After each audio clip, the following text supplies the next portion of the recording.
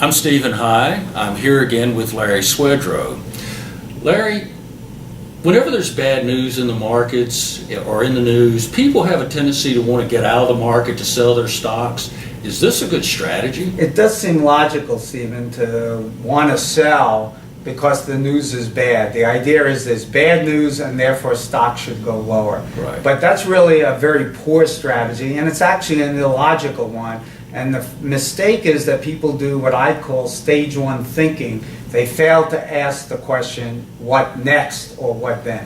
What you have to understand is that stock prices have gone down because the news was bad. It was worse than expected.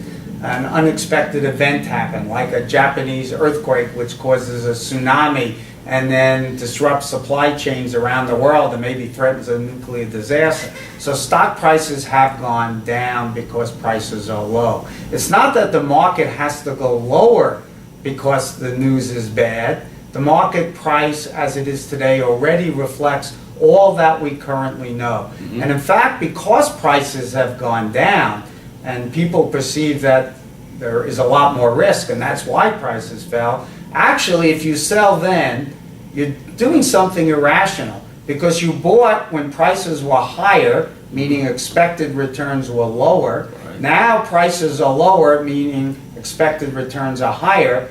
Buying when expected returns are low and selling when expected returns are high doesn't seem to make much sense. That's why Warren Buffett advises you, while he says don't try to time the market because you're not likely to succeed, if you're going to buy, at least by timing the market, at least buy when expected returns are high, but that takes more stomach than most people have. And the problem that people make is the secondary one. They think at stage one, we've got a problem, prices have to go lower.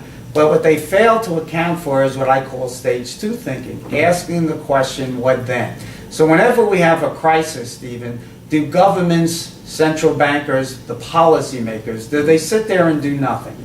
What do you think? Oh, they absolutely do something, or try to anyway. They try, right? And the worse the problem, the bigger the crisis gets, the more likely they are to act, as the public calls for an outcry and the pressure is on them to act, and the more urgency and the bigger the response is likely to be. So what happens is as a crisis happens and it gets worse and worse, then the likelihood of governments and central banks acting gets bigger and bigger. Right. Okay? Now, so what you're doing is you're selling just when it's most likely you'll get a policy response which will help to solve the problem. It's not a certainty it will happen. It's not even a certainty that it will succeed. But the evidence shows that the likelihood is that's going to be true. Certainly that's been true in the United States over our history. In the last 38 years, we've had 16 big crises. The markets have recovered from every one of them. But it's not a guarantee. The Japanese market has not recovered. So the right strategy is always to remember that your plan must incorporate the certainty we're going to have problems, that you don't want to sell because the market's gone down. You've already taken the losses. And if the news is just as bad as already expected, then you're going to get high returns because the market is priced for it. It's only if the news continues to get worse than you already expect are you likely to suffer.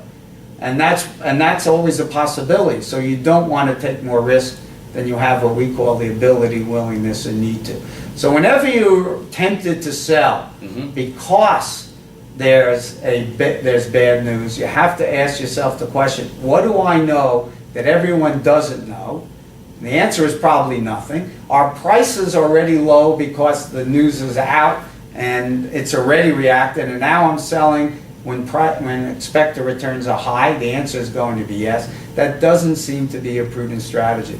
In other words, the battle is won, as Napoleon said, in the planning stage, not on the battlefield where stomachs are likely to cause you to make mistakes. So then, based on that, everybody should have a written plan to deal with the volatility in the market so that they can stomach these downturns. In fact, I would say not only should everybody have a plan, I would say your odds of succeeding without a well thought out plan that's written and signed as a contract between you and yourself that says, I'm going to have the discipline to stay the course. I want to be like Warren Buffett and get the kinds of returns he has, which investors can do if they stay the course. If If you don't have a well-written plan, you're not likely to stay the course, and that becomes the real problem. Your stomach will take over, I promise you. It will scream, "Get me out," at absolutely the worst time, just before things are likely to turn around. Larry, that's great advice. Thank you very much for visiting with us. My pleasure.